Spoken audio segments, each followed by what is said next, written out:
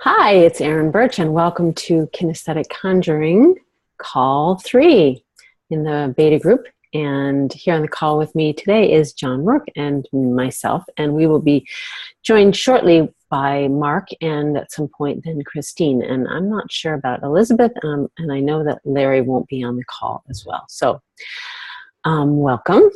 Today is July 6th, which is kind of an amazing thing.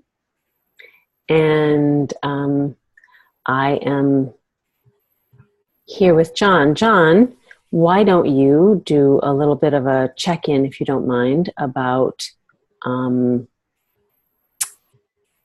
me how the practice has been, how's it going, get as detailed as you like, and even a little bit more so. What have you learned about the landscape of your body? What else have you noticed? So all kinds of things I want you to kind of share if you can. Yeah, I appreciate that. And as you well know, my landscape is not as broad as what you would like. Today, the experience of walking, it almost felt like more like gliding. Oh, okay. So what John's referring to is I worked with him today in a session, and we worked with a couple of things. And one of those things was really sort of directing where he was moving from and using specific strategic muscles to have that happen. So that's the backstory on that. So go ahead, John. Sorry. Yeah. So, and I could feel a difference in the way in which I was walking that way. Mm-hmm. That was the main thing that I think I experienced today. And your balance got better, yeah? Yeah, well, it was. Just working on that, I think, is going to be a big help. Okay, and so you are really clear about what that feels like when it feels like gliding. Yeah. Okay, and do you know pretty much how to recreate that? Working from the core. Yeah, so that's a really empowered thing for you, yeah? Yeah. Like if you practice that and cultivate it, then you'll actually have a different experience in your body. Well, I'm expecting that to happen, sure. Yeah, good. So also now tell me about your body scans. Tell me about what you feel like. We're gonna talk a little bit more today about what sensations, how to find a language for them, because I know that you're struggling a little bit with that. Am I right? Yes, and what's interesting is that this spot on my elbow is much, much different this evening than it was this morning. Does that mean it's better? Yeah. Oh, good. Awesome. So I realized later that I'd sort of forgotten to address that, but it's interesting that when you start using your body more the way it was designed, certain things, like the sensations that are bothering you, tend to go away. So working in the garden, I just need a shovel from the other side. Yeah, and be more conscious of, again, what we talked about today. So, kind of where you're moving from. Yeah. Yeah. Not digging in the dirt every day. Right. Of where you're moving and moving from and to is a whole other thing in itself. What do you mean? Well, the proper way to actually dig a hole with a shovel. I don't think I've ever been to that class. Well, the thing is that I find is that how you do one thing is how you do everything. So that's why we slow everything down, right? In the session, we slowed everything down. We started to kind of make it manageable. Yeah. And then when you practice that, I said you had to slow down in order to speed up. And so when you slow down and you start to cultivate new patterns, then slowly you increase the speed. And then also you start to broaden the things that you do consciously. And then you start to functionalize all of that, make it more functional. So how you stand, how you walk, and how you dig holes in the dirt, then all start to be better because you're cultivating this thing. But right now, it's just everything is default. Sure. Yeah. Well, I'm a gardener. What's that? They're a gardener. Yes, yes. But So, you just brought something else to mind also, that when I mentioned the walking felt more like gliding. yes, Well, what I also noticed was that the pace is different. Less quick. less quick, yes. Good. Yeah, well, like I said, you got to slow things down in order to speed them up so that it starts to make more sense how you move. Everything is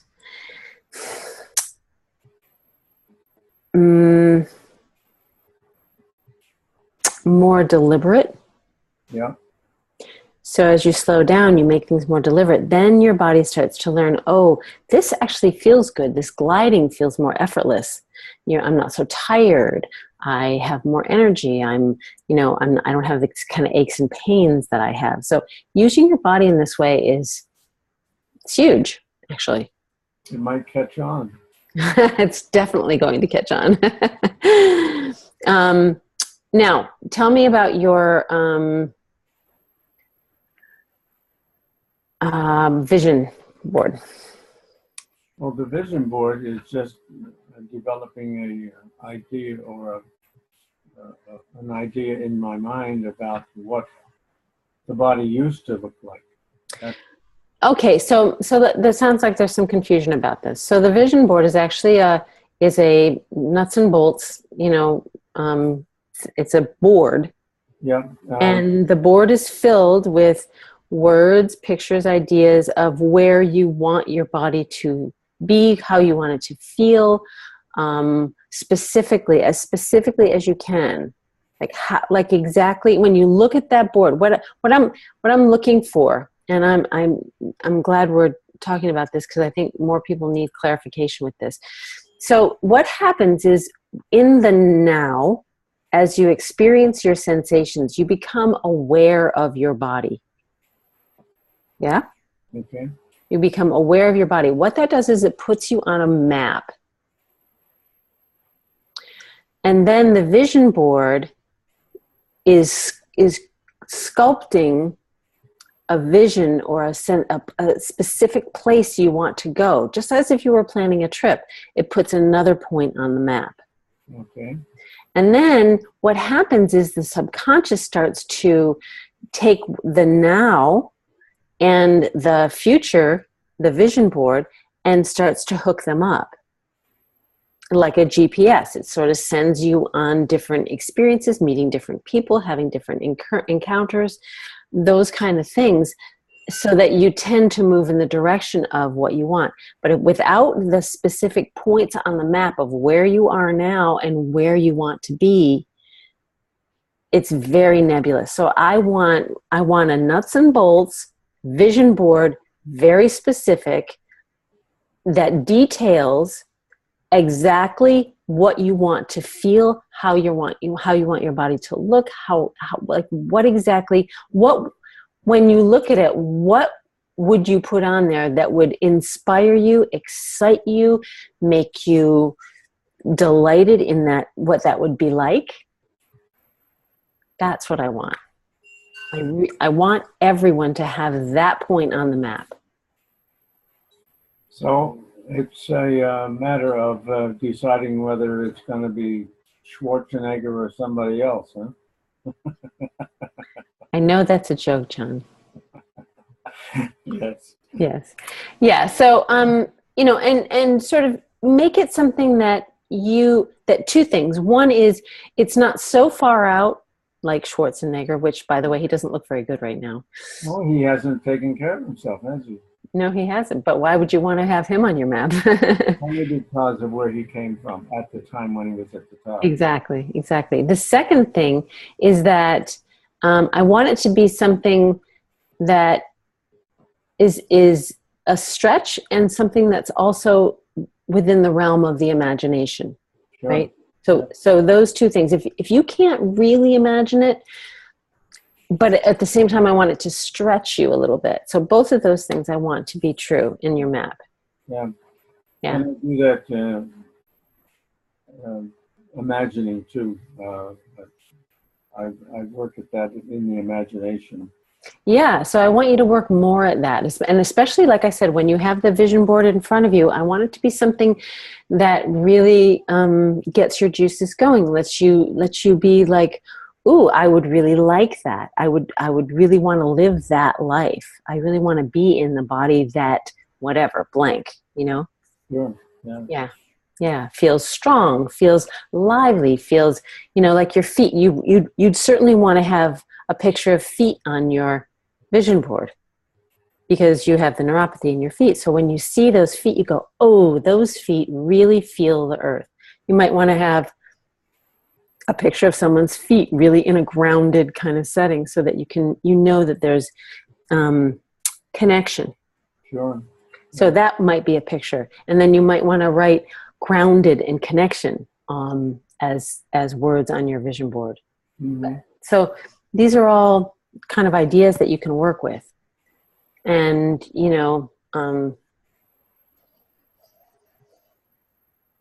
somebody who's golfing or whatever really smoothly, like a great swing. Sure. So those are just ideas. Yeah, I know. In fact, over the years, that has been part of it, using video and imagining and repeating the Repetition, yeah.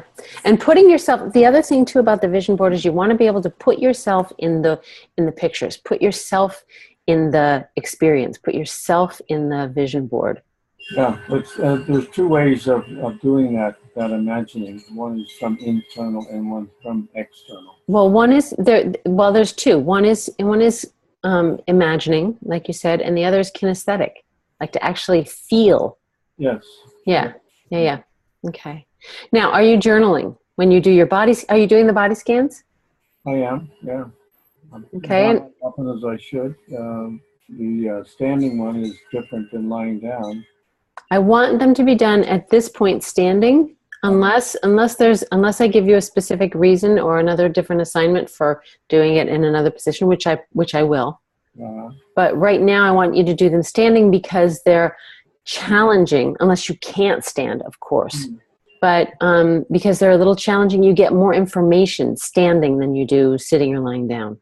Sure, but just putting the audio on, just lying down to go to sleep works. Yeah, it's not the same thing. That's kind of a relaxation exercise. Right. I don't want it to be a going to sleep exercise. I want it to be a real awake, conscious kind of exercise. I have reasons for doing everything that I do. And so what I want, now I'm making this statement for everybody who sees the replay, is that what I'm asking is for a commitment. I'm asking for a daily commitment to do the body scan. I'm asking for a daily commitment to journal about that body scan. And the pictures on the doodle is one example, but that's not the whole thing. I want you to really chronicle what your experience is in your journaling. So yes, there's the pictorial, but also I want a verbal description of what the body scan, what happened in that 15 minutes or that 10 minutes. So get very clear, get very concrete, get knowing about this. Go ahead. Explain how the doodle works. Well, the Doodle is an app on your phone. It's not, I don't know that you can get Doodle anymore. Christine, I know, is using something else, so you can contact her about what she's using. I forgot what she's using. But you can then upload the body outline, and then you can sort of use, like, virtual crayons, basically, to show what areas felt whatever based on the colors that you choose. So red might be pain, or yellow might be, neuropathy, or green might be something, so you would, and then you can also, it's not just the colors, but also the, how you denote, like a texture, like a hatch mark might mean something to you, or a zigzag might mean, like, shooting pain, or like, there's just different ways to show what's going on. Does that make sense? Yeah, it's just a matter of figuring out, where the app is, I guess. So you all have each other's emails. because on the mass emails I sent out, everyone's email is in there, so you can find her email that way. So I want you guys also to interact. That's what the Facebook group is for you all to interact. I'm putting stuff on there, but and some people are, Mark and Elizabeth, I know are much more active in that way. And I want you to show up and interact with people on the Facebook page. You can put a post on the Facebook page that says, Christine, what app are you using? So just, this is your group. Yeah. Yeah. Good. Well, as I said, I've never used Facebook. I've never, really used it or posted on it. So that's not my. It's not your wheelhouse. I get that, but it's not that hard to figure out. It's pretty self-explanatory. It's pretty user-friendly. Yeah. So if you're having trouble with something, reach out. Mark is a great teacher. He could, spend a couple minutes with you just kind of going through like Facebook. It's really easy. If I can do it, trust me. If I can do it, you can do it. Yeah. Well, it's just that I've never done it. Yeah. Okay. So, what I want also is I want you to post on Facebook. I want to see the vision board. I want to see the worksheet. I want to know on the Facebook group, you can be saying, what's happening in your body scans. Right? Sure. Yeah. So just like, if you look in the Facebook group, you'll see that Mark posted a little bit of his thing and Elizabeth posted a little bit of her body outline from her body scan. So these are all just, and it's interesting because like I said in one of the other calls, is that your body's going to, you never step into the same body twice. There's always change going on. Always. So even if you have a similar sensation from day to day, it's still going to change. And that's what I want you to start noticing is those little changes. I'm going to be talking about that a little bit more later on. So anything else you want to ask about or mention or whatever challenges you've been having or? No, I don't think so. Nothing. Okay. Nothing All right. really going on. Okay. So, okay. So, just like when the early sailors started to navigate on the oceans, they didn't have any tools. They didn't have any maps. They were just kind of pretty much going blind. Right? They were just they didn't know how to do this. And at first it might feel like that. It might feel like you don't know the tides, you don't have any charts, you don't have any maps, you don't have any tools. But slowly, with each experience that you have, you start to get more tools. You start to learn how the tides of your own body work.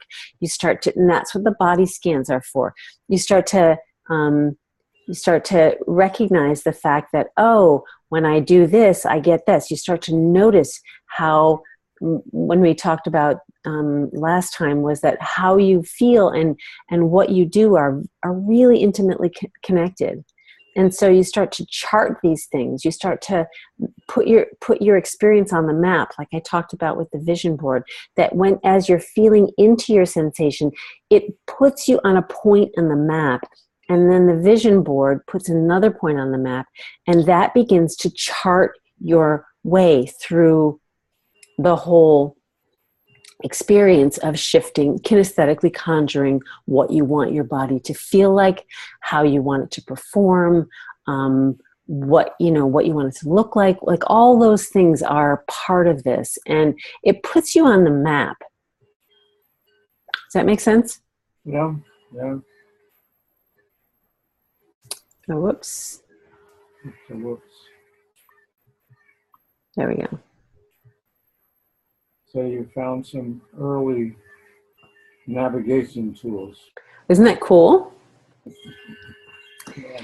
So this is all about the more the more tools and the more attention that you pay, and the more you're sort of, again, paying attention to small signs on the weather, right? If you're out on the ocean, small changes in the weather are going to make a big difference. It's going to say a storm is coming, or a calm is coming, or, so you're having to navigate based on what you notice. The higher your awareness, the more you know the waters, the more you know the maps, the more you know your tools and the stars and navigating, the better you can actually create the kind of experience that you want.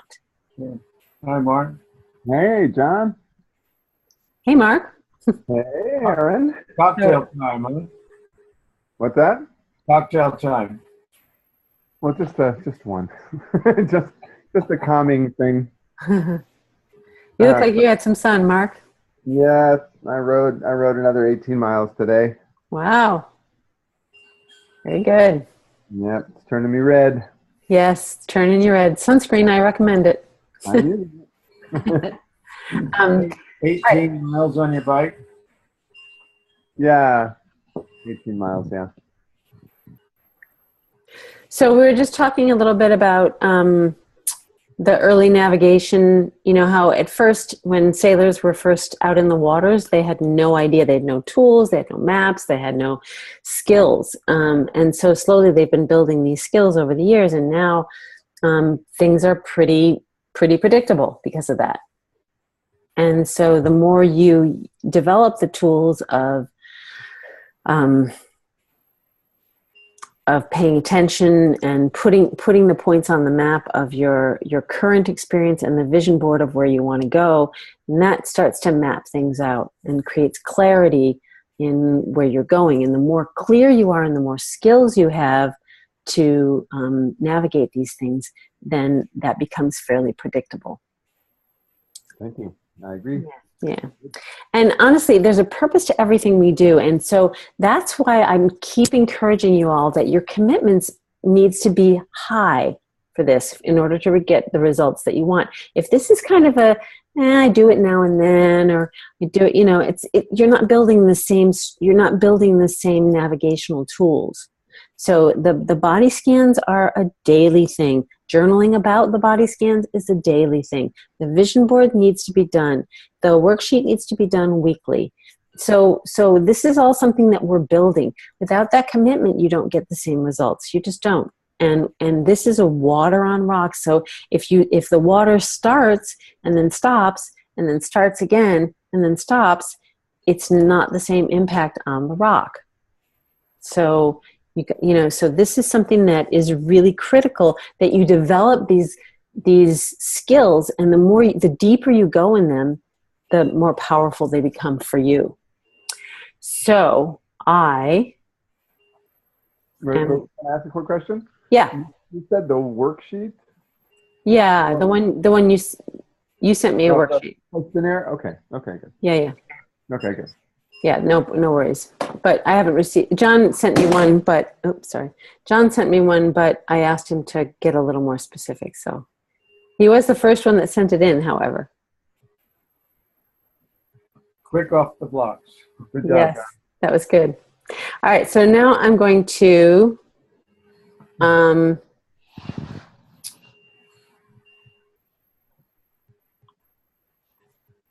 read you a story. It's actually a very abridged story. So I don't know if you've ever heard of this book. It's called Horton Hears a Who. Dr. Seuss. Dr. Seuss, exactly. And I'm just going to read a little bit, but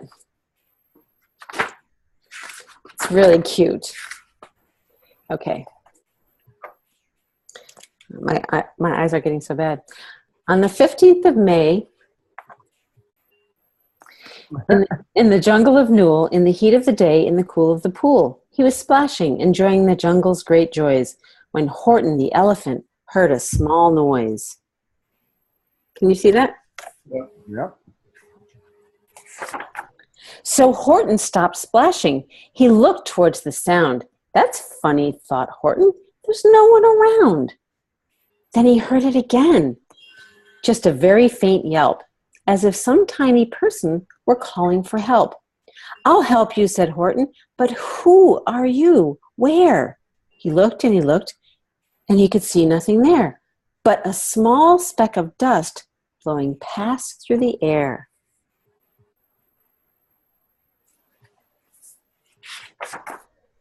"I say," murmured Horton, "I've never heard tell of a small speck of dust that is able to yell.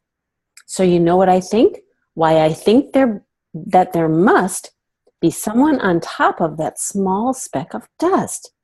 Some sort of creature of a very small size, too small to be seen by an elephant's eyes."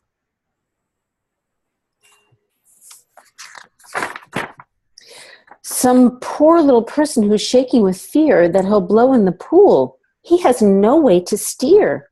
I'll just have to save him because, after all, a person's a person, no matter how small." And the story goes on. Oh, wait a minute. "So gently and using the greatest of care, the elephant stretched his great trunk through the air, and he lifted the dust speck and carried it over and placed it down safe on a very soft clover."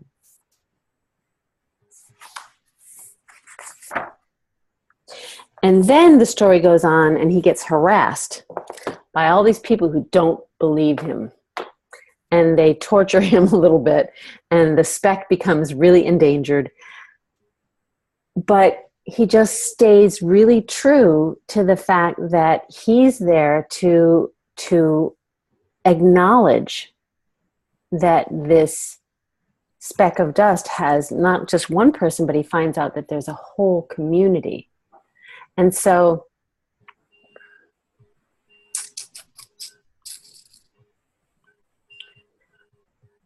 a sensation is a sensation, no matter how small. That's what I want you to take from this reading, is that as you start to pay attention to the small yelps that your speck of dust in your body is creating, then you start to notice that there is more. There's a whole world in there. It's not just one voice. It's an entire world in there.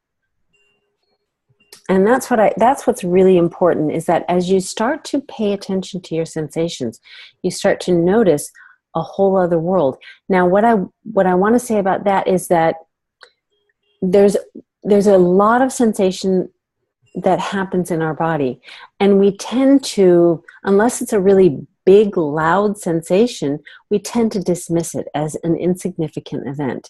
And what I want to say is that there's nothing insignificant that happens in your body. And the more that it seems like at first it might be overwhelming to pay attention to all these sensations, but as you start to really become more present with your body, it starts to make more sense. And you can't pay attention to something for over time and not learn something. It's impossible. So as you drop down into your body, feel into all those things that are happening and get skilled. That's why we do the body scans every day, is we get skilled at learning what things actually feel like.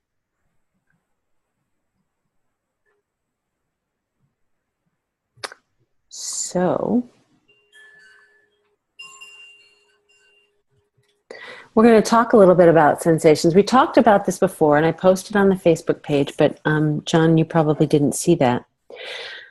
It's further down in the stream. That I'm going to meet. There's 3 slides here just about sensation, and we're just going to kind of go through them. And I want you to notice any of these sensations and remember a time when you might have felt them and what it felt like. So, can you remember a time when something felt tender? And I want you to get specific. See if you can really feel it. Yes? Yeah. Okay. Yeah, and so John, so your elbow today probably had some sensitivity and some tenderness in it earlier. Okay, but but that wasn't what was tender, of course. It was more than tender. Okay. So it was tender to an extreme. Oh yeah, it was Okay. too. Okay. All right. So just notice as I read these off, kind of what this conjures in terms of your experience. Bruised, achy. Sometimes, I remember when I've been sick, I have that all over achy feeling, like the flu. Like everything kind of hurts. Sore, as in like there's different ways that you can feel sore. Like you feel sore after a workout. You can feel tense if you've been holding yourself in a position for a long period of time. You can feel tight, as in like when you go to stretch something and it doesn't quite want to stretch. So that's a tight sensation. Nauseous kind of goes without saying. Your stomach feels queasy. Bursting, let's see. That would be a pretty extreme thing, but it could happen. I know that people who have had, there's a book that's written by Jill Bolte Taylor called My Stroke of Insight. She sort of had a bursting of her blood vessel in her brain, and she was very present for it.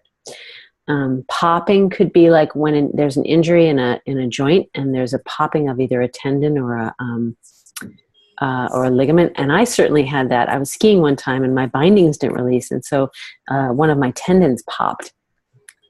Ripping, I've had that experience too.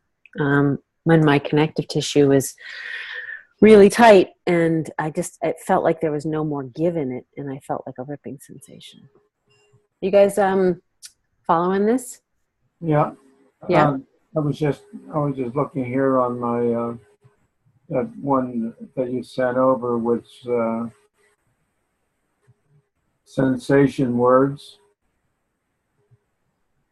It was in your email. I saved it into my iBooks. Yeah. So the reason we're going over this is to give you a little bit of vocabulary for how to describe some of the sensations that you have. Yeah. To kind of give you, when you're journaling about it, you can say, now what did that actually feel like? And you sort of look over your list of words or the list in your head, and you go, oh, there was a little bit of that. It did feel a little tight. Or, hi, Christine. We don't hear you yet. What's that? Christine's on. Hey there. He's hiding. I know. Oh, she froze. So that, there we are. So that list of words gives you, starts to give you some thinking, some ways of thinking about the sensations, so that you can start describing them and categorizing them, and again putting yourself on the map. That really gives you a sense of that.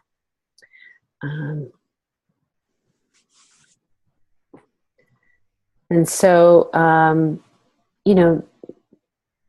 jabbing, there's twinge, there's shaky, trembling. I'm not going to go through all of these, but you can kind of go through them and go, oh yeah, I have felt kind of dizzy and spacey. I know when I don't have my thyroid medication, for example, I feel really sort of dizzy and spacey, and I describe the sensation that I have as just being like stupid tired, like just like really like not a, That's not on the list. no, but it could be. Well, the thing that I liked about this one list you had, it broke it down in categories. Well, that's this is that. I just didn't put all of them in the same categories, but yeah, that's that same list. I added some also to it. Yeah. And then here's some other ones. Wouldn't sort of a sensation of not really feeling like you have a lot of sensation there. Congested is a feeling that can feel like, so they describe congestive heart failure as being congested, right? So there's a feeling of you can't quite breathe, you can't quite, it feels too full, right? sense of dullness or density. Sometimes things just feel dense or heavy. They can feel empty or hollow. I guess I have dense here a couple of times, don't I? Yeah. And talked about tense and tight, hot, full. Sometimes the sensation in Chinese medicine, they talk about, there's a whole host of descriptions when they talk about how a point feels when it's palpated or when it's touched, that there's a sense of fullness, or there's a sense of emptiness. There's a sense of fluidness with it. There's a sense of, so there's all different ways that we can start to describe the sensations that we have. And the more, the better we do that, the more we really find that point on the map and put us on the map. And these are sensations that are often associated with a good feeling. So when you're doing your body scan, you can start to kind of feel for some of these things as well. Calm and energized, a smooth feeling or fluid flowing feeling, cool, relaxed, open, light, spacious, floating, flowing. These are all things that you can feel. And so any questions on any of that? Can you relate to that list at all? Yeah. Well, when you say relate to it, there's certain words there that I don't normally use, and there are some that I do. Yeah. Right, but so again, just getting broader in your ability to describe what you experience, so that you get more clarity. Yeah. So, yeah. Any question? Can you like, if you went down that list, could you sort of imagine a time when you felt each of those sensations? Because most of us have felt at some point. Sure. Yeah. So just kind of putting a again, a pin in the sensation as like, oh yeah, when I was, like I was describing, like when I'm low on my thyroid medication, I get a feeling of heaviness and tiredness. That's really specific to that experience. Like I said, there's sort of that stupid tired feeling, so any of those things. The popping sensation that I had. All right, any questions on those? No. Christine, can you hear us? What's that? Christine, can you hear? I just didn't know if Christine could hear. I am, yeah. Oh, there you are. Yeah. Hi, welcome. Yeah. Hi. Yeah. She's just home from work. Me too. All right, so let's see. Now we're going to talk a little bit about the specific sensation of pain and the whole realm that is. And we're going to talk about it from a couple of different perspectives.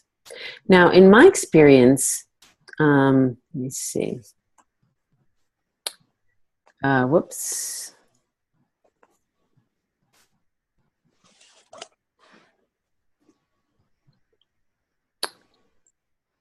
All right, we're going to talk about pain because pain is something that we all encounter at some point or another.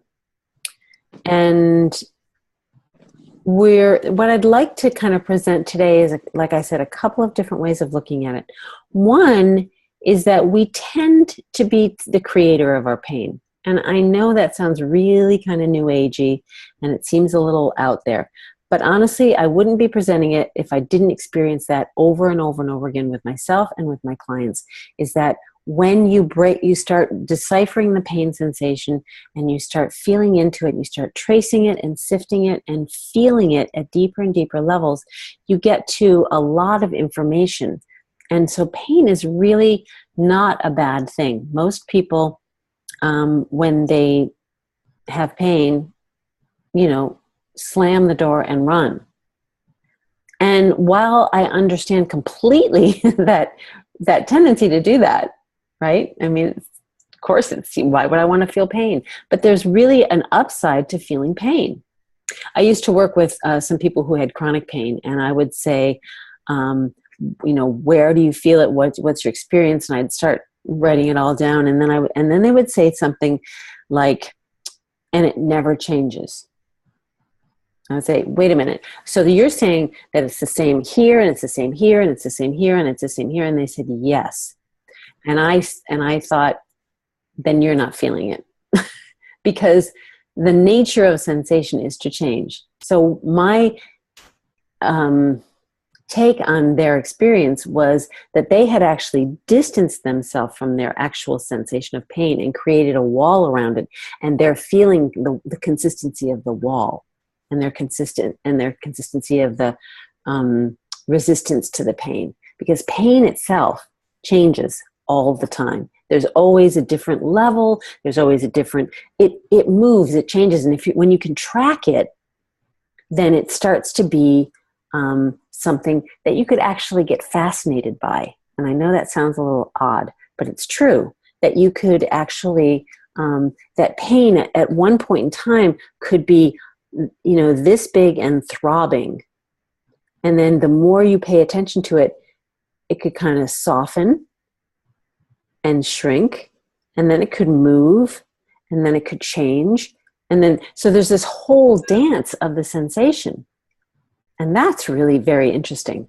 And it's giving you information about your body and your mind as well. And it tells you about your levels of fear and resistance. And it tells you about your, it tells you so many things. There's a world in there, like Horton, here's a who.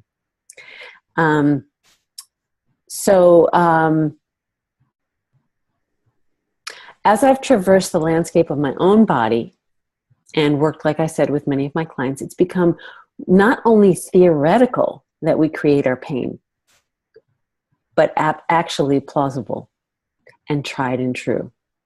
So in my workings with you all of you have felt that truth in your own body at least a little bit. And as I unraveled the mysteries of my body, I was able to trace the sensations back to any number of things. So I'm going to go through the the list I compiled about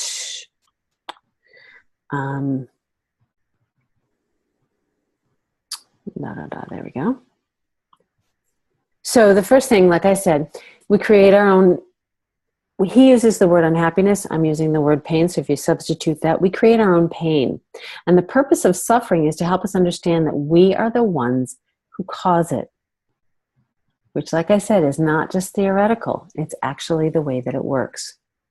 So pain can come from tissue damage, which of course, is something that we don't consider that we create. But again, the more you go down the rabbit hole of an accident or an injury, the more you find out that there was more going on at the time than you thought. And this may be a bit of a stretch for you all, and that's fine, but take it as take it for whatever it's worth. From tension and holding, right? So when we're anxious for a long period of time, or we're trying to do something, then we create this level of tissue tension and holding. And that creates an actual change in our muscular structure. Our muscles aren't really designed to hold, unless it's the core container. But the muscles that get tense, what's really happening is that the connective tissue is starting to take over the function of holding within the muscle. All of the muscles have a connective tissue container, and each of the muscle bundles within that muscle have a connective tissue container. And then those connective tissue containers meet at the ends of the bone of the muscles and create tendons that attach to the bone. And the bones have containers as well for connective tissue. So what happens is the dynamic part of our body is often that part of the connective tissue that starts to actually change the structures of the muscle. So when you get an old bird or livestock or something, people will say that it's tough. right? And then there's more gristle in it. That's because the connective tissue has taken over parts of the muscle, so it's not as lean. Poor posture. I think this is hysterical. That these are three amazingly beautiful, talented actresses, and they just look awful because their posture is just horrible. So they're just, so if you look at, let's see, here we go. Let me get my handy dandy pen here. So you look at just look at this line here. Can you see that? Oops, sorry. Pen. There we go. So you look at this line here. That's not how structures are supposed to line up. Alignment does not happen. And look at this. I mean, if you can look past her, her naked flesh there, you see, look, if we were to follow this line, just look at, this is just horrendous. When we're supposed to actually line up straight, right? And you can see some of the tension even in this area for her, and in this area for her. It's really hard creating that shifting of the connective tissue to support that misuse of structures. Okay, trying to do something that not ready to do often creates injury and then pain. And then holes in the core container. Now you've heard me speak about the core container before, all of you. And so the core container is that part of us that is actually, it's a different muscular kind of structure that actually has intention, it has the design and the intention of holding, different from the actual movers of our body that are designed to move. And so you can see on this woman, let's see if oops. So you can see on this side that there's that indentation there. So there's more definition on this side. Can you see that? You can actually almost feel that she's using this part of her body. And on this part, there's a much shallower indentation here and almost no indentation in this area. So she's using this side of her body and not using this side of her body. And what happens then is like reins of a horse. If this side of her body is overusing, there's going to be a shift and you can see she's actually got a little bit of a torsion in her body based on that. Can you all see that? Yeah. Yep. Yeah. And the last, the next one is protection. So when we hurt our back, you've heard some people say, "Oh, I hurt my back and then I couldn't stand up." Or, again, sort of everything hurts. And what's happening is that immediately what happens is we go into a protective, sometimes spasm, but a protective pattern to keep us from feeling the pain. But what happens in reality is that actually compounds the pain. We don't know that, of course, at the time, but that's actually what happened. And I found in my own experience that when I let myself let down the guard and feel the pain, then I'm actually able to heal it much faster, way, way, way faster. So what's designed as to be a mechanism of protection actually becomes part of the problem. And the last, not the last one. Here I keep saying the last one. Compensation. So so you can see in this, he's another Hollywood actor. That's who gets on the internet. But his shoulders are elevated here, right? He's got this hip higher, and it's got excess tension right in through here because he has to lift his leg. And the right foot, see how it's rotated out? So now, when he comes off the crutches, do those things magically go away? The assumption is that they do, and they do to some extent, but the patterns that are created in the compensation actually continue on a lot more than people think. And then resistance. And that's just when I've sifted through my sensations, and I really felt them at a deep level, what I found was that I was just holding and resisting at a deep level. And when you can sort down to that level, then you can just disperse that, and the pain goes away like that. That's an advanced skill, but that's what we're all building, is the skill towards all of that. And when you feel into your sensation, feel into some of these things and say, am I holding there? Is there tension there? Because tension is literally pain in its infancy. You'll hear me say these things more than once, all of these things. But so as when it gets to the level of pain, oftentimes there's some level of tension holding that, whether it's compensation or whether it's protection or whether it's resistance. All of these things are feelable. As you're noticing in the next body scan that we're going to be doing, which I haven't recorded yet, it's going to be about feeling into pain, because pain gives you information. And when you have information, you have power. How's that sitting with y'all? Right? Okay.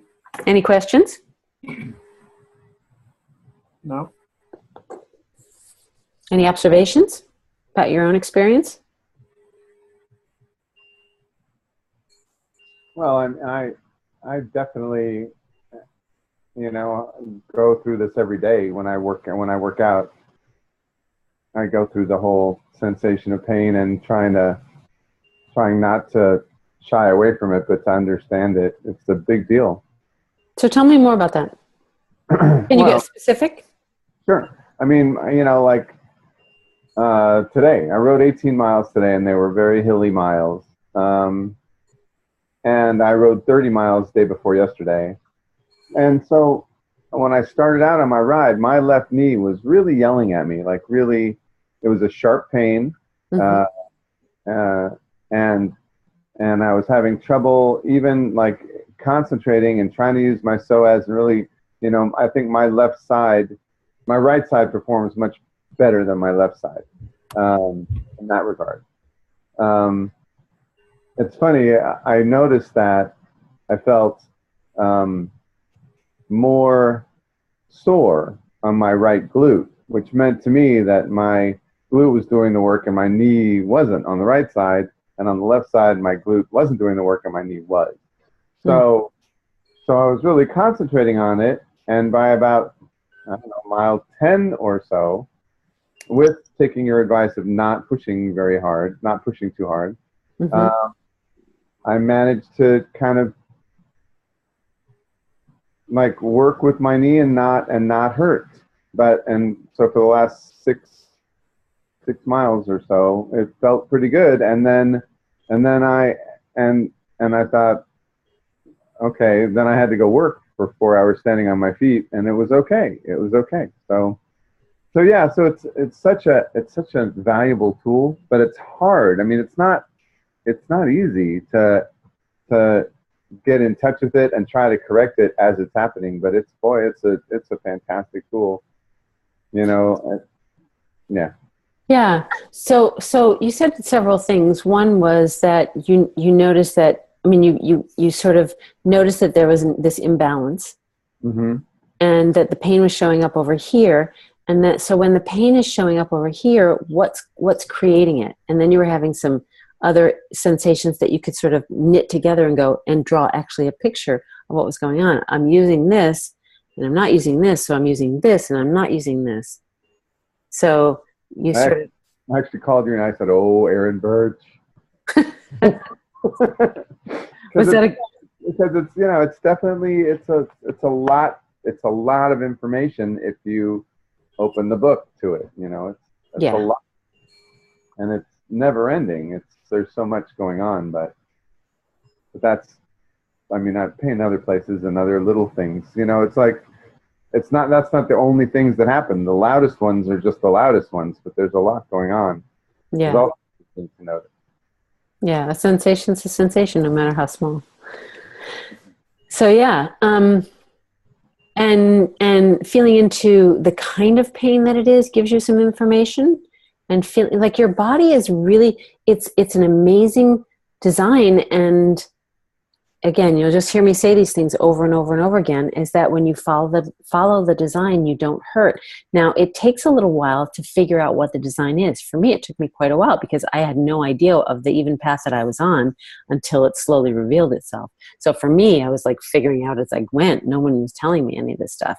And so when you get really dialed in, like, just let your body, like, again, it kind of goes back to that partnership paradigm.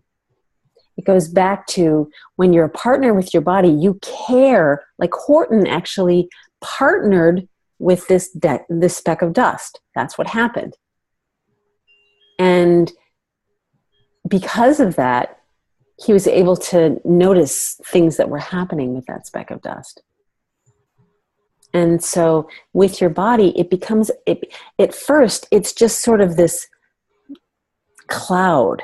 You know, you don't really have access to it.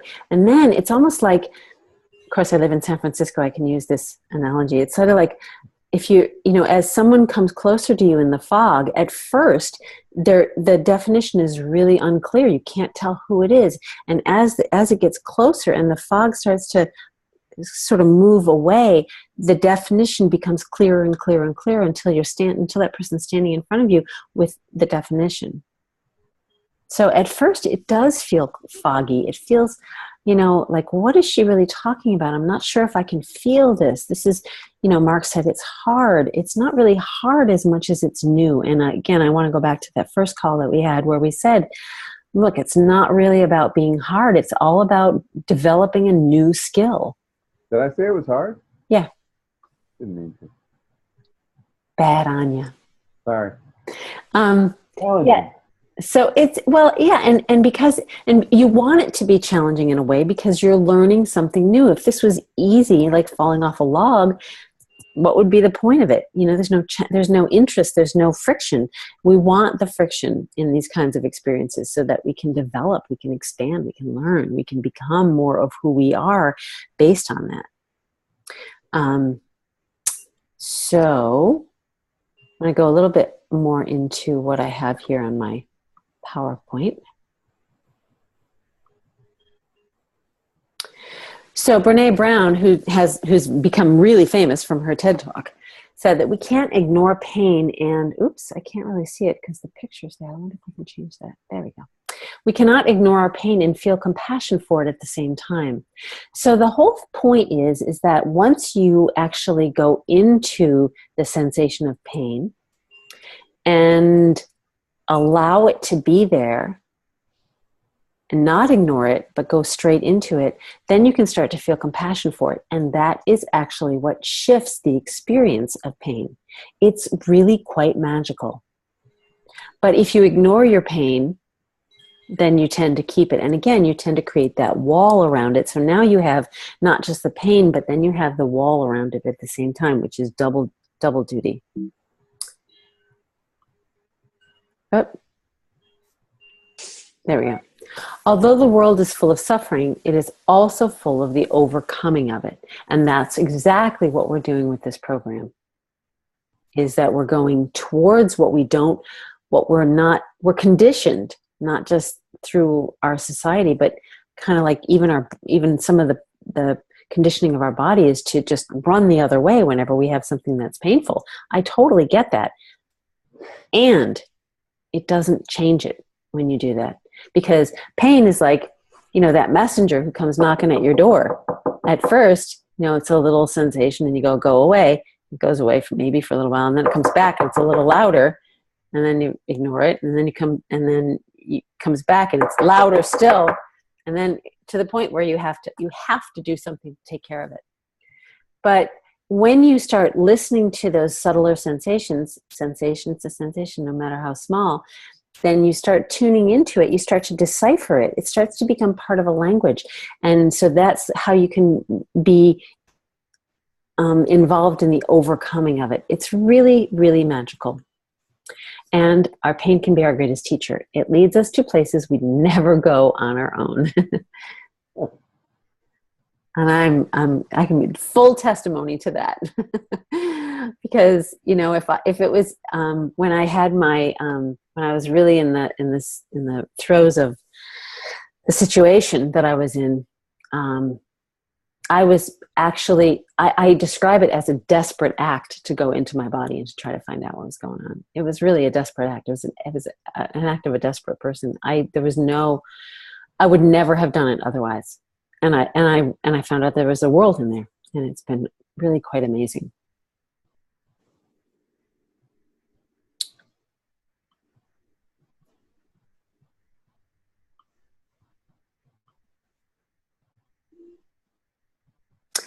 And so what do we find when we get sensitive enough and brave enough to look behind the curtain?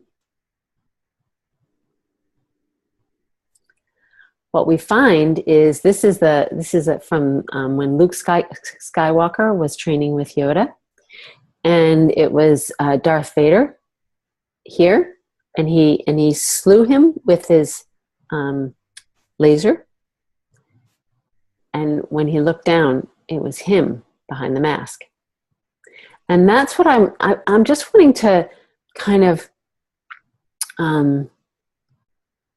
introduce this concept that we really are the creators of our pain. When we start peeling back and looking behind the curtain, what we find is that we are the person pulling the strings to create that pain. When something is tight in your body, and you follow that rabbit hole down, and again, I'm just introducing this concept. I don't have the expectation that you all are going to get there, but I want you to put this point on the map, that you have the capacity to follow these sensations down the rabbit hole, and when you get there, what you find is that you are the person pulling the strings. And that's an amazing thing to know. And so what Mark was describing earlier is that when he started to feel the sensations, he noticed certain things. When you notice certain things and you follow the sensations, you're able to make an adjustment. And then you don't have the pain. That's huge. Very, very empowering. Yes, it is. Pretty great. Yeah. Now, he's been working at this for some time. I've known Mark for 10 years. So this is not something that he learned overnight. No. No. And the whole thing was crazy at the beginning. What's that? I thought it was all crazy at the beginning. Yeah, he did. He did. He thought it was hooey. Yeah.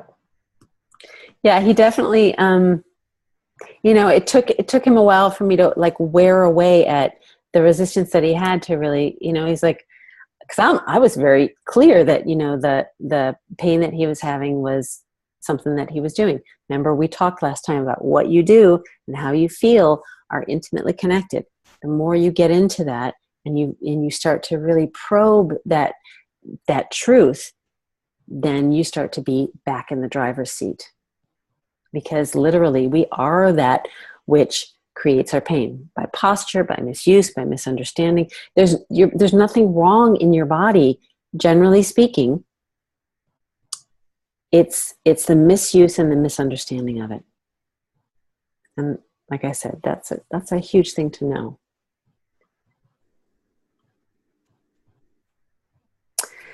So another way that I want to talk about pain. Now, if you look in the literature, and I'm sure Christine, in your studies, you have come across all kinds of definitions for why pain or reasons for why pain happens, irritation of the nerve, and there's all kind, and then there's the pain patterns and the whole. Did I lose you all? No, I'm here. Okay, all right. So there's like the neural pathways and the pain, how the pain travels, and then they've found these gadgets and devices to try to reroute that pain, and there's all kinds of studies. But now I'm going to give you something that's a really simple thing and something I love. This came from one of my professors, and I am forever indebted to him. His name is Mariano Roccabato. He's a physical therapist in Chile, and he was teaching a course. And he said, and this is one of those catalytic quotes, one of those quotes that for me, I've only had a handful of them in my life, but when somebody says something, I just felt my whole world shift on its axis, and I'm like, that I'm going to pay attention to. And he said, the difference between pain and no pain is, Mark, you know the answer to this, but there's a lot of ways to finish that sentence, isn't there? Isn't there? Yeah. Are the rest of you there? So if it was up to you, how would you finish that sentence? The difference between pain and no pain is what? Feeling great. Yeah. What else? What? I'm sorry. What did Christine say? Feeling great. Feeling great, right? If you have no pain, then you feel pretty good, right? And if you have pain, then you don't feel pretty good. How else might you finish that sentence? The difference between pain and no pain is Alignment. Alignment, okay. Being relaxed. Being relaxed, yeah. So the way that he answered that was, he said that the difference between pain and no pain is 1 millimeter. Wow. That's a concept, isn't it? So what did he mean by that? Well, and the reason that this was a catalytic quote to me was because I had been, as a physical therapist, I had been chasing pain in my patients for a long time. It showed up over here. You work over here. Then it showed up over here. You're just chasing the pain, and they come back and they say, it's still there. It's still there. It's still there. And I'm like, but I did that. I fixed that. But apparently I didn't. And so I was always in this game of chasing pain until I heard this quote. And this quote, what it started to do is it started to open a little door in my mind that said, okay, if the difference between pain and no pain is 1 millimeter, then that means that here is no pain, here is no pain, here is no pain, here is no pain, here is no pain, here is no pain, here is pain. So that means that compression is part of the pain experience. Okay, that's important. But even more important is, if compression's the problem, then what's the solution? Well, space is the solution. So space becomes a commodity that's sought after in the bodies. When you look at small kids, you feel their tissues.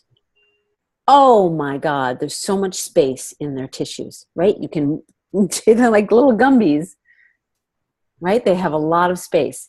And as we age, our experience becomes one of compression of that space, loss of that space, right? We get tighter, we get more contracted, we get more compressed, we get shorter, right? People lose height as they age. They're more bent over. There's less and less and less and less space.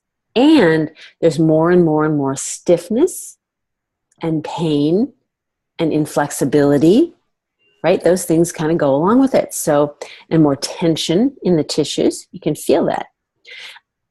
So space became something that I started to notice. And as I started to notice patterns of space, as I started to look for space, I started to notice patterns of tension, which now I really pay attention to. And those kind of things have become really potent in terms of how I do my treatments.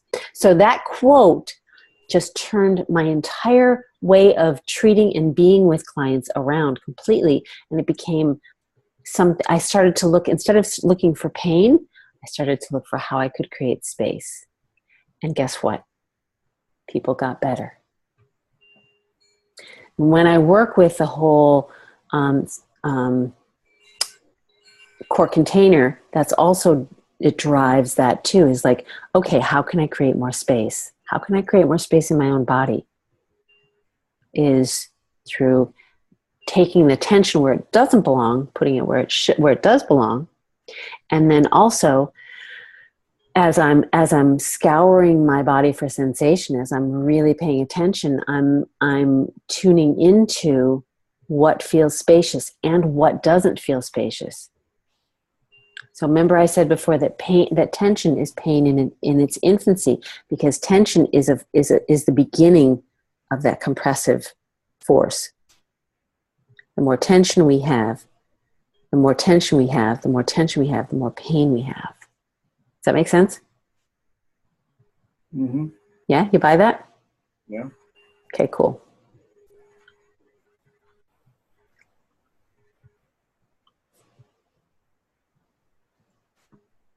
So I'm sorry this is a little fuzzy, but again, it sort of goes into a list of pain sensations.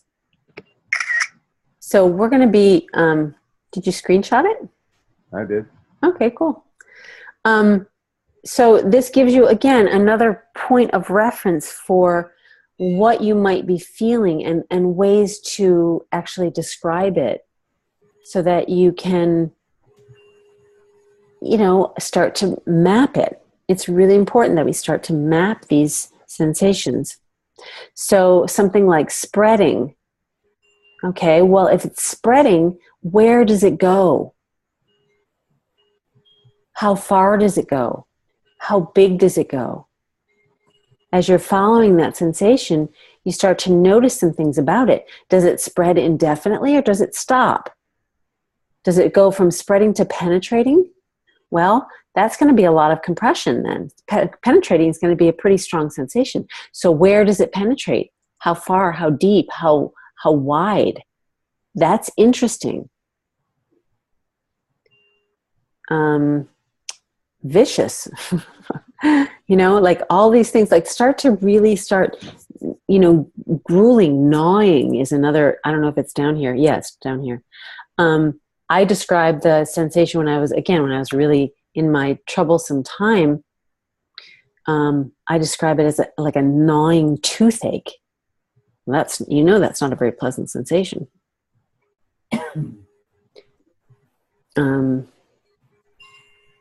So what I want you to take away from today is the fact that we need the 2 points on the map.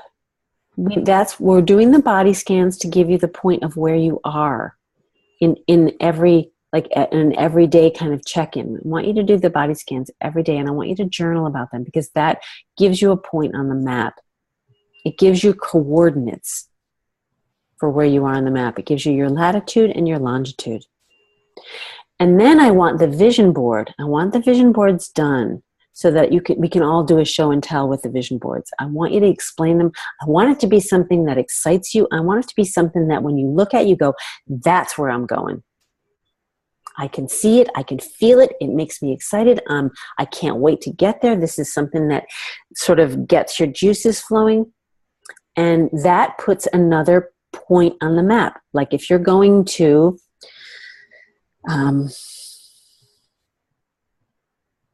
Minnesota, because none of us are there. If you're going to Minnesota, you start where you are, and you want to know where in Minnesota you're going. So you want to choose a city. I don't even know any cities in Minnesota. Minneapolis, I guess, right? So what? Ely. Ely? Okay. So for you, John, you're going to Ely. And so you put your point in the map. You'd say, okay, I want to go there. And that's your vision board. And where you are is where you start.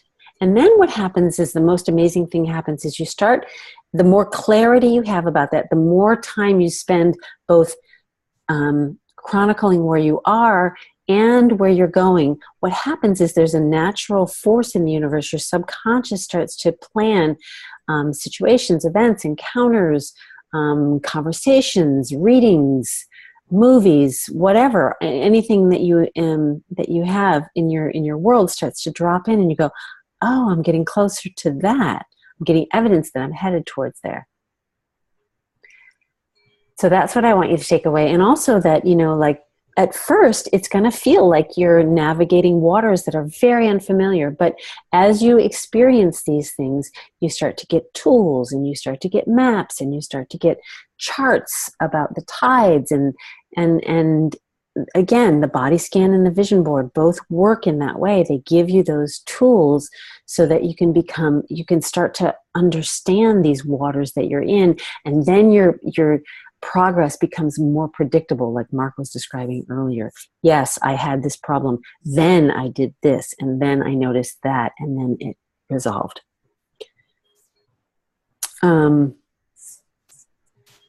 And that paying attention to sensations is really critical. So I read a small excerpt from Horton Hears a Who, and that's about, a person's a person no matter how small, but my take on it was that a sensation's a sensation no matter how small. Nothing insignificant happens in the body. There's a world in there, and as you open those doors and peel back the layers, you start noticing more and more and more and more. And then we talked about how what the kind of sensations we had at our disposal. We looked at several different lists of sensations, and then finally exploring what the experience of pain is actually. That it's, that again, you start to peel back the layers, investigate pain rather than running from it. Because when we run from it, we let the fire burn and the damage is increased. And then we wall off, and then that's something else we have to deal with, is that layer of protection and compensation. None of these things ends up with the outcome that we really want. What we really want to do is put out the fire, and the way to do that is to pay attention. And the last thing I talked about, how pain is really a form of compression, which is going to tell us a lot. Keep that in the back of your mind and keep rolling that over and over again, because that was a really wise statement that Mariana Raccabato made, and it's changed how I absolutely. It's one of those tools that helps you navigate these waters. It's that pain is really about compression, and space is the optimum state of our body, is to have that sense of spaciousness that kids have in spades. And the reason that people think kids don't get hurt is because when they fall down, things move out of their happy place. So it's not a good situation, but kids don't feel it because they have this abundance of space, and they can absorb the problem. Then as you get older, what happens is with every injury, with every problem, that space gets taken up and taken up and taken up. And then later in life, we run out of that ability to compensate because we run out of space. But that space is absolutely recoverable. That's what I do. That's from the space recovery. Yeah, Mark. Could you quickly just grab a dish towel and do your little demonstration about space and tension, because I think it's really effective. What are you talking about? This. Oh, okay, yeah. You want to do that? I don't have a towel. You want to talk while I do it? Yes, I do. Okay, so the way that the body compensates is it compensates by way of torque. By torque, I mean rotational forces. And the reason it does that is because you don't, when function is king in the body, like it doesn't really, your body, in a triage kind of way, your body doesn't really care how you get across the floor. If you have to crawl, you have to get across the floor. You have to find food. You have to eliminate. You have to do all these things. So function is king.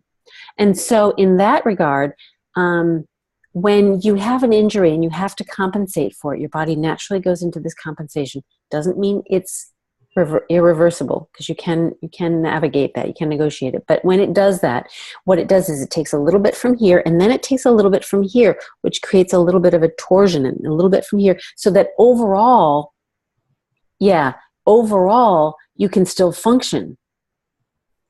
And so you don't really notice that I've taken a little bit from here and a little bit from here. If I took a big chunk from here, you would notice it and your function would be affected. But if you can just rob Peter to pay Paul a bunch of times, you don't have that overall decrease in function. And then the more that compensation, because compensation is not inert. It's not like you do it once. It's something that happens again and again and again and again, because if you move this piece a little bit, then that's going to affect this, and then this is going to affect that, and then it's going to go on like clockworks through your body. And then the like Mark is demonstrating, it's going to get tighter and tighter and tighter. And then there's a certain point at which pain starts to be the result. And there's no mobility. And there's no mobility. Yeah, exactly. So is that making sense? That's good. Thanks, Mark. Yeah. The tighter the body winds, you have less space, and then you have more pain and more stiffness and more tension and more discomfort. And then like we were talking about today, John, the urge to move decreases because it doesn't feel good to move. When in my session with John, I was teaching him how to more closely approximate the design when he's walking. And when he did that, he said it felt good. And so good movement inherently feels good. Kids, you cannot nail them down. They're in constant motion because it's inherently pleasurable to move. Movement should feel good. And yet, as we age, what happens is the urge to move decreases because it doesn't feel as pleasurable to do. It starts to feel like work. So the less you move, the less you move, and then the less you move, right? So that's why it's, and if you have pain, then you're going to move a little less. And then if it's tight, it's like even to get out of a chair feels like a chore. That's why I hate lazy boy chairs because they suck your urge to move right out of your body. And the less you move, the less you move. And our bodies are built for movement. It's like food. But if it becomes less and less pleasurable because we have less and less space, then now it becomes more of a chore to move. And my mission is to put people in bodies that feel good moving so that they do it a lot. And then they feel better and better and better because movement is food. Motion is lotion, as my trainer says. So, yeah. That's good, Mark. Thanks for bringing that up. I forgot about that. Any questions, any thoughts, any reflections? Talk to me. Tell us about the pie. Okay, John, you want to say more about that? No, tell me about the pie that you guys make, that Christine made. Oh, can we stay on point for this, please? I'm sure she would be happy to share the recipe. It was delicious. But any reflections on what we've talked about today?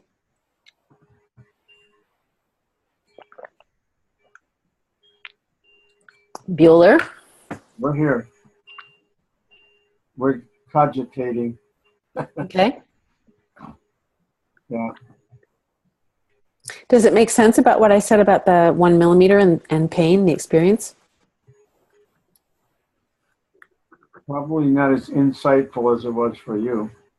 Well, clearly I was very right for that, but because I'd had a frustrating experience of chasing pain and for a long time.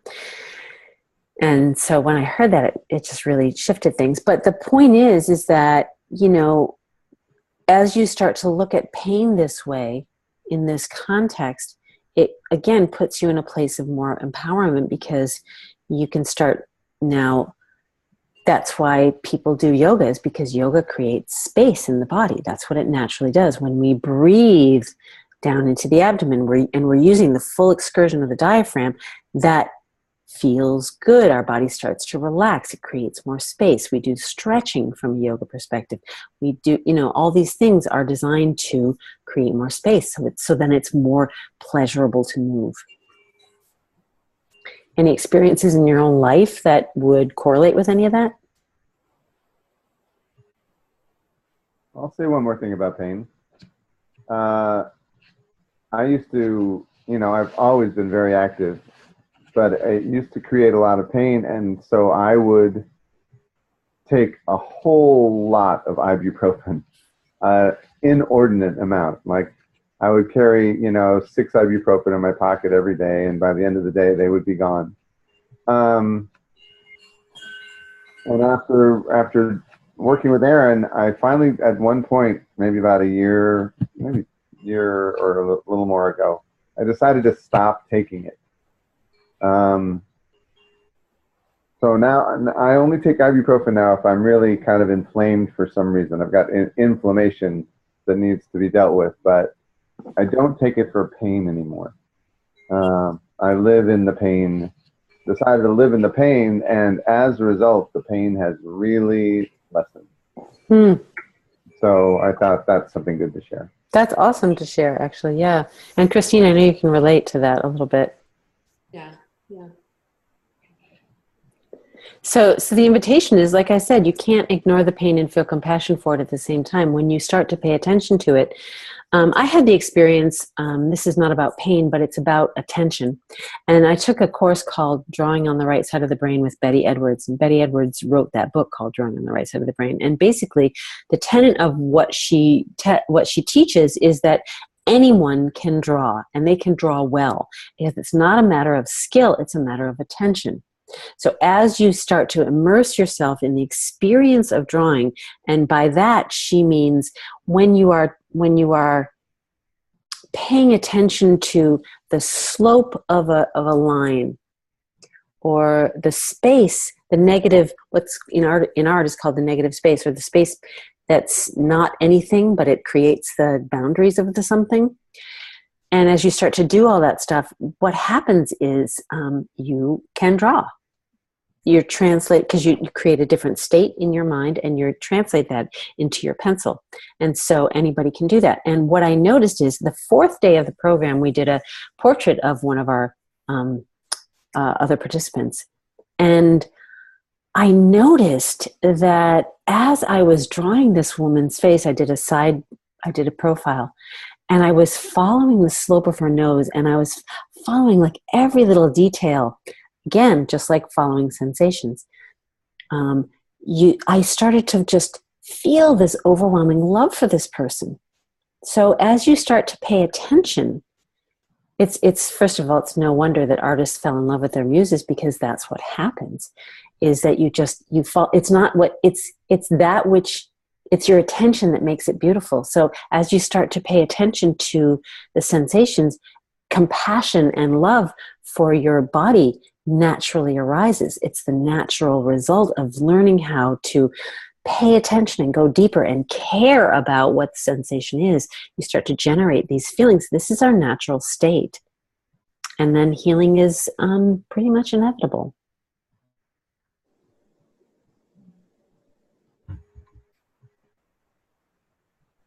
Cool. So what do you think, Christine? You've been pretty quiet. Yeah, I've just been listening. Just been listening. What do you think? I loved the quote about the difference between pain and no pain is the 1 millimeter, and it makes perfect sense. Good, good. How can you relate it to how your knees feel, for example? Well, I relate it because it's like you said, you know, the hinge joint, and it's like I wasn't using my knees like a hinge joint. I was walking with them crooked. Mm-hmm. See what I mean? So it created compression. So yeah, definitely makes sense. Yeah. And if you're not using the hinge joint the way it was designed, and there's torsion through there, it's like that, like Mark was showing with the towel, is that then you've got inordinate compression on parts of your knees that are not designed to take that. Mm-hmm.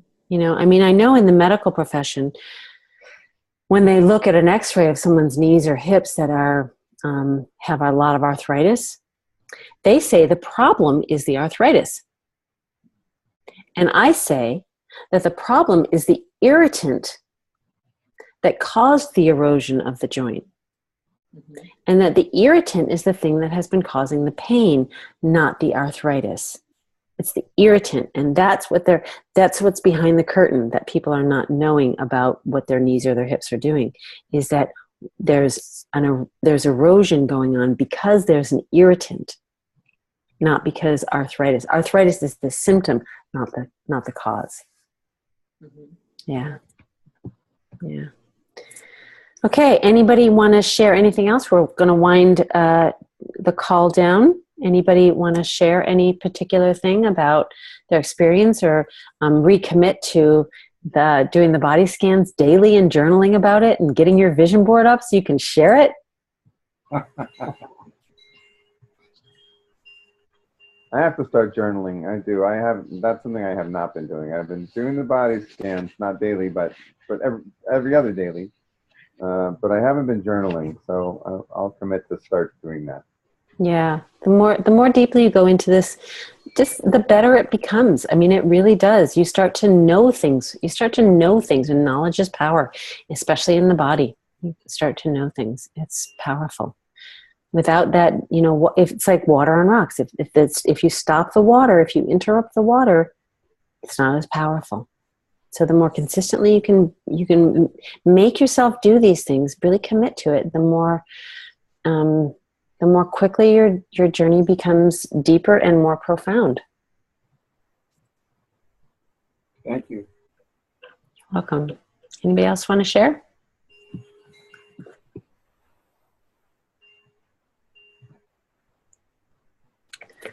Is that a no? Just keep poking along. We'll just keep step at a time, Erin. One step at a time. Yeah. Christine, what were you going to say? I was just saying I can't think of anything right now. Okay. Well, make sure. And the other thing too is please use the Facebook group.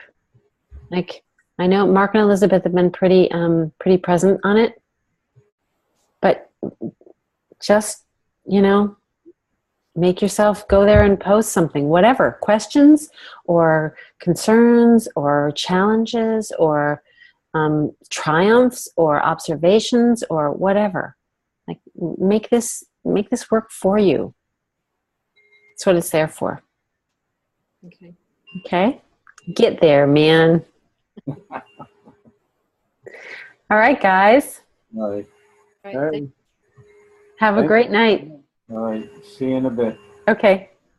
Bye, guys. Bye. Bye.